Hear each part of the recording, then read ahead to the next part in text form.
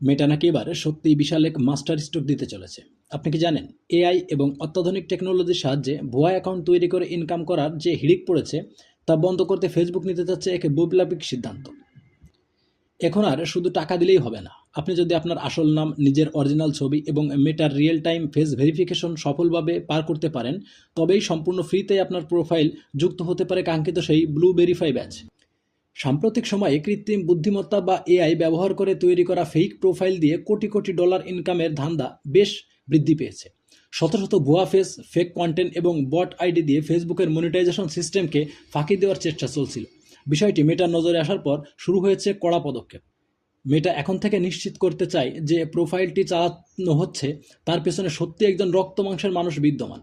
ব্যবহারকারীর দেওয়া profile picture এবং real time live face scan যদি শতভাগ মিলে যায় এবং আইডিটি অরিজিনাল প্রমাণিত হয়, তবে মেটা তাকে ফ্রিতেই অফিসিয়াল ভেরিফাই ব্যাচ দেওয়ার পরিকল্পনা করেছে।